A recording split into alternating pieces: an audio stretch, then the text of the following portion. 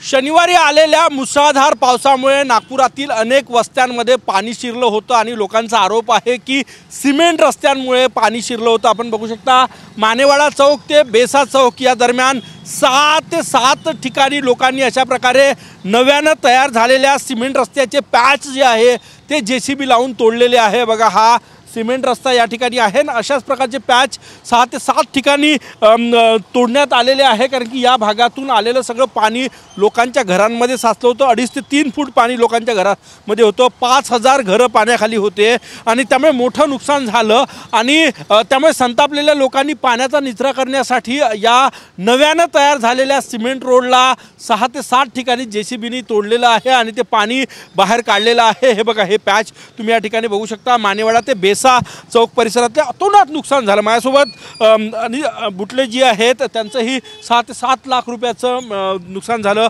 हो काय सांगणार, सिमेंट रोड का तोडले तुम्ही? सिमेंट रोड तोडायचं कारण म्हणजे ओंकारनगर पासून हा रोडपर्यंत पूर्ण खालवण भाग आहे, तिकडून जमलेलं पाणी या रोडमुळे थांबलं गेलं होतं आणि जेसीबीने जेव्हा हे तिन्ही रस्ते फोडण्यात आले पूर्ण अचानकपणे पाण्याचा लोंढा, जसं आपण धरण सोडतो बांध फुटतो त्याप्रमाणे पाणी वाहत वाहत एकदम नगरात घुसलं आणि प्रत्येकाच्या घरी 4-4, 5-5 फूट पाणी घरांमध्ये पाणी गेलं होतं। कशामुळे गेलं? कमीत कमी 5 ते 6 हजार घरामध्ये पाणी गेलं। त्याचं मुख्य कारण म्हणजे ह्या रोडच्या पूर्ण बांधकामामुळे आणि रोड तोडल्यामुळे अचानकपणे पाणी जे निघालं ते पाणी सर्व लोकांच्या घरात गेलं।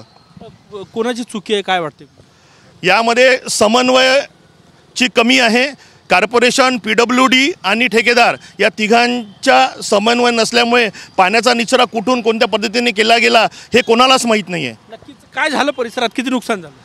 जवळपास सर भरपूर नुकसान झालेलं, लाखोमध्ये नुकसान झालेलं आहे याच्यात। कारण की याच्यामध्ये जे छोटे छोटे घरं होते, मोठाले आमच्या घरीच माझ्या घरीच 2 ते 2.5 फूट पाणी गेलेलं आहे आणि हे पूर्ण जे आहे रस्त्यामुळेच सगळं नुकसान झालेलं आहे। सिमेंट रोड का तोडावं लागले तुम्हाला? नव्यानं झालेलं सिमेंट रोड आहे, लाखो रुपये कोट्यावधी रुपये खर्च झाला।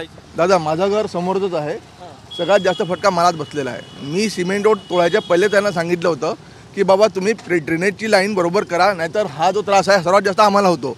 आणि सिमेंट रोड तोडायच्या पहिले मी त्या मॅडमला बोललो, खेकडे मॅडमला, मॅडम म्हटलं तुम्ही तुमच्या घरचं पाणी बघायला या नगरसेवक आमच्या खेकडे मॅडम ज्या जुन्या होत्या त्यांच्याशी बोललो की तुमच्या घरचं पाणी काढण्यासाठी म्हटलं तुम्ही लोकांच्या घरी पाणी टाकणार आहात।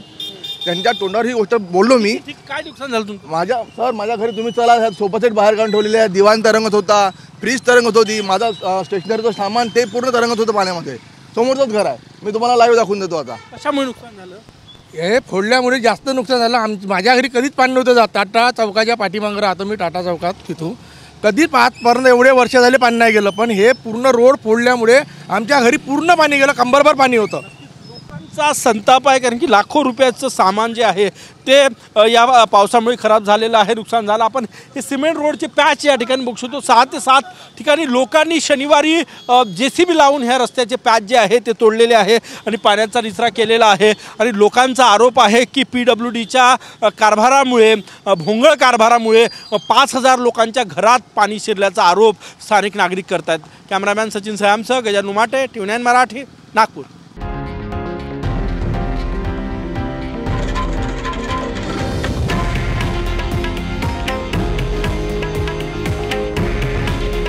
हे आहे देशातील नंबर 1 न्यूज नेटवर्क आणि आपण पाहत आहात TV9 मराठी।